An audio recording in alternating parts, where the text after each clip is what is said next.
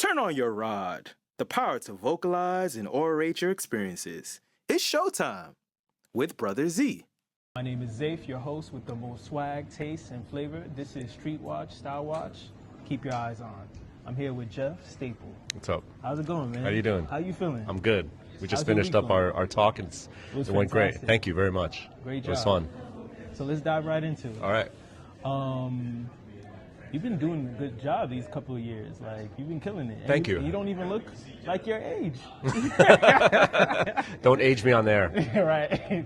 But I'm just so excited Thank for you you. to be in my presence and be in your presence. So Word. This is amazing. Thank you very much. How Thanks was for your sharing the Fashion story. Week? Fashion Week was and is crazy. You know, the city is always alive and super hectic, and just having all these like thousands, if not millions, of people in town for Fashion Week and being able to connect with all of them is really great.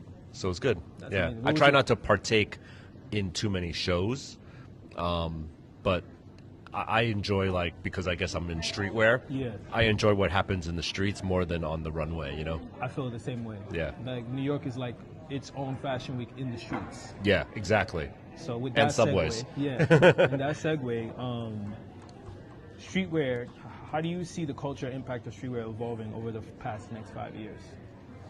I mean, I think it's always going to be here. You know, like I started in a time in 1997 before the word streetwear was born, right? So I actually was lucky enough to see firsthand the evolution of the term streetwear in the category.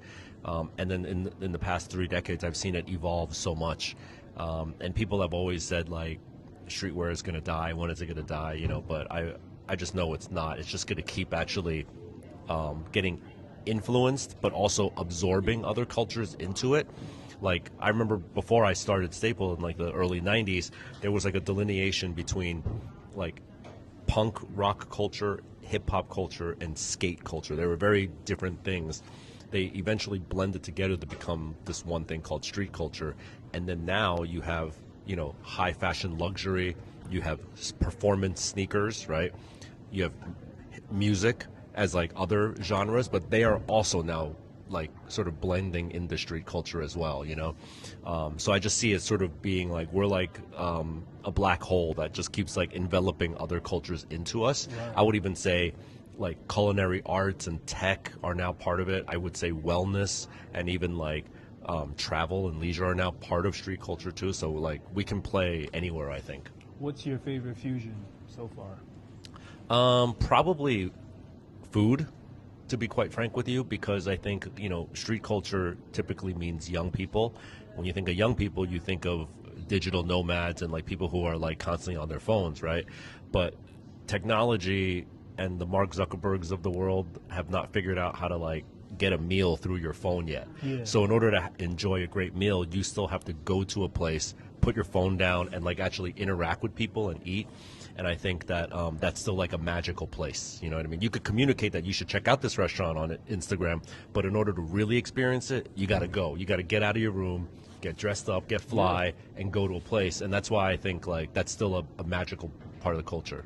How do you feel about like fashion dinners and fashion brunches and all that fusion with food and fashion? Like, I think they're cool, but I have this philosophy where I don't think you should have more than 8 people at a dinner party. tell me more. I just like if I get invited to a thing and there's more than 8 people, like I will find any excuse to not go, only because like when it gets to be more than it's geography, right? Here's 2, there's 2 more, that's 4. Mm-hmm. There's like 4 more, so like you're not even interacting with the person over there when it's more, but when it's 4 and 4, you can still do this ping-ponging of information. Once it gets beyond 8, like that person's not even, they might as well be in New Jersey. Like it doesn't even matter, you know what I mean? Right. And all of us have been at that dinner function where you're just like talking to this person and talking to this person. That's a dinner for 3. Like you could have just done that on your own. That's real. You know? Nah, So that's real. I really try to, you know, avoid that. But I understand why they do it. They're trying to get like the 25 right people in a room. But it's we actually recently did a 25-person dinner at my store. How was that? It was dope because I wasn't there. the invite was lost in the mail. But what we did was we brought on my friend Brendan Dunn, you know, who was at Complex before. Now he's at StockX, but he's a great moderator and a great host icebreaker. So I brought him into the dinner to ensure that everyone gets looped into the conversation. I also did this thing where I had flashcards and everyone got a different question, and they would have to open their envelope and then read the question and then answer it and take turns while no one else was talking. So like it really, like, even though it was 25 people, everyone got to learn about everybody else. That's really But that takes a interactive. lot of planning, pre-planning, you know? It seems very interactive. Yeah, and, it was and dope. It's communication. Yep. And it's basically what we did when we didn't have the phone. Yeah. The technology. Yep. Like, These icebreaker tricks and stuff, yeah. That's amazing. So you have these two brands. Reed, am I right? Reed Art Department is Reed the Art agency, Department. yep. Okay. Oh, it's an agency. It's a creative agency So it's and a brand. Okay. You know, a good creative agency is a brand. That's true. I Yeah. thought it was a clothing brand for some reason. No. So tell me a little bit about And Reed. Staple is the clothing brand. I know That's Staple. Yeah. We all know Staple. Yeah. Eyes on Staple. Right. So tell me about like the new agency. Like, what's that about? Yeah, I mean, it's not new. It used to be called Staple Design, Okay. but I started it in the same year I started the clothing line in '97. So it's just the fact that, like, Staple, the clothing line, is really whatever I want to make, I can make, in usually the form of clothing, shoes, collaborations, but it's also extended into accessories as well. Reed Art Department, aka RAD, is where we do work for other clients, so it's not our own work. And it's great because, you know, there's a lot of clients out there and companies and brands and creators that like need a little bit of help navigating the waters of our culture. And so we act as almost like an experienced guided shepherd to like bring them along because, you know, as you know, street culture is a very fickle subculture. The people that are in it are very like nuanced and elevated in how they absorb information. So you don't want to just send out some corny press release or a whack ad campaign because the kids will like smell BS on that right away. So we kind of act as like translators to help ensure that like the message that they're putting out is worth their while, actually both worth the while of the client but also worth the while of the consumer. You know what I mean? Like, let's be additive to their life. The world does not need another brand or a thing or a moment. So if you're going to take a swing at this, let's make sure it's worth everyone's while. And it means something. Exactly. It's additive, you know? I love that. Yeah. When you get dressed, right? When you put on your fit, Yeah. what's the most important part of your fit that you feel that needs to stand out? The most important What's the thing for me, staple in Jeff Staple. word. The most important thing for me is functionality and comfort. Yeah, I mean, you know, not to throw shade, but like after we got off this panel talk, I saw the next panel talk going on, and the young lady was having like a wardrobe malfunction because she wore this dope outfit, like a 10 in terms of style, but it was malfunctioning, and so she was stressing out about that, and it's like, come on, bro, like, Right. you know, like it's got to work gotta first. work. It's got to work, and then gotta like, work. then they were like, how is it gonna look when she sits down? It's like, yo, you're doing a talk, you're gonna sit down, like, figure this shit out. You know, I hate to say it, but like, yo, like, I think have a second outfit. Here's the thing, I think about this is what I thought about this morning when I knew I was gonna do this talk. I knew I was gonna have a mic on me. Yeah. I knew it was gonna be clipped to me, Right. so I wore a belt. Mm-hmm. I knew I was gonna wear pants that could accommodate the clip mic, Is right? it Staple? No, it's not. But like, I knew to wear like these types of pants. Whereas like, if you're like, there's nothing to clip it to, I'm gonna be sitting on the mic, you know, like, Yeah. and then it's a 40-minute talk that I'm gonna have this thing like in my ass. Pause. Right. Pause. So you gotta be strategic about these things. You know what I mean? Like, so for me, it's functionality, comfort first, and then if you could add elements, you know, small things like bong, the shoes, you know what I mean? Things that so people know. You saw my talk, like, so you get the head nod of like, oh, my bro gets it, like, you know, because you want to be able to express yourself, right? You don't want to look like a Uniqlo mannequin coming out, right? You want to like look like you have thoughts, flavor, personality, and let that exude through what you're wearing. You know, like what you're wearing is dope. You know, the thing that I go to without even like looking at you now, like I know that there's like a silver emblem on your bucket cap. I know that you have a yellow typeface on your watch. I think your watch is made by Swatch. It's a gent watch, It definitely is a right? Swatch. So like all of these things, I wasn't even looking at him, but they stuck in my mind.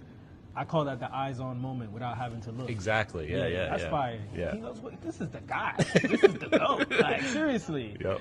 You talked about the 80-20 rule, Mm-hmm. right? Yeah. Can you elaborate that? Yeah, the 80-20 rule, which was asked, was like, when you create a collection or collaboration, what percentage of it does Jeff Staple, the man, need to be able to wear? And it used to be 100%, you know. And I have designer friends that are like, yo, if I don't wear it, like, fuck it, it's dropping, you know. But now, as I'm, you know, decades on in the business, I have the 80-20 rule where if I can just wear 20% of the collection and 80% I wouldn't really mess with, that's okay to me, you know, because it's interesting because now the Staple brand has become globalized, right? Yeah. There's 8 million people in this world, and 8 billion people. And for you to design a collection and think that all people should like be able to rock it is like very, dare I say, like narcissistic and selfish. Like, what are you talking about? Like, people have different like trends, and like, I'd like, you know, you're wearing this trench coat. I can't pull off a trench coat, but do I want Staple to make a trench coat? Hell yeah, I do. Yeah, why not? You know what I mean? And for you to be like, no, I'm not going to make a trench coat because I wouldn't rock trench coats. Well, I just lost you as a customer, and I don't want to lose you as a customer, you know? So yeah, so like, I think that's the 80-20, and it goes, I find that that's the right cadence. I remember I was talking to another big designer friend of mine who shall remain unnamed, but like, he was like, yo, you're crazy. For me, it's still 100%, like everything I have to be able to wear. And I'm like, that's wild to me. Not in business.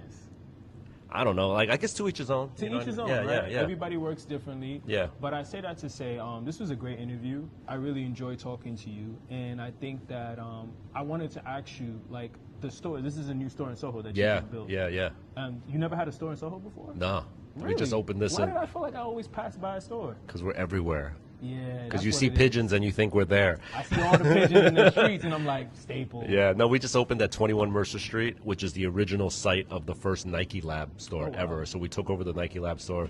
It's now the Staple permanent flagship.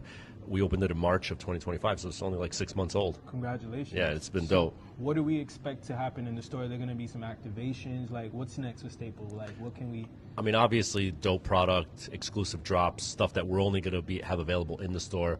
But just in the last 6 months, we've had so many incredible activations and events. That's really what it's all about to me, is like a community hub that creators, artists, anybody can really come and like just express their brand, themselves. You know, we do so many functions out of there. We had a comedy night the other night. We have had musical performances, DJ performances. We've had like NFT digital artists dropping, you know, like just a whole plethora. This week we've got a legendary graffiti artist named Futura 2000 who's going to be doing a collaboration there. So like just constant, to me, it's not even like programming a store. To me, I'm almost like programming like a Broadway show. I love it. Like I want love performances it. every I love week, it. you It's know? an experience. Yeah, That exactly. you'll never forget. Yep. Well, guys, this is Jeff Staple, the one and only. I'm ZAFE, your host with the most flavor, taste, and zero time to waste. This is Style Watch, Street Watch by IZON Mag. Keep your eyes on. Thank you very bro. much. Thank I you. appreciate you. Peace. Peace.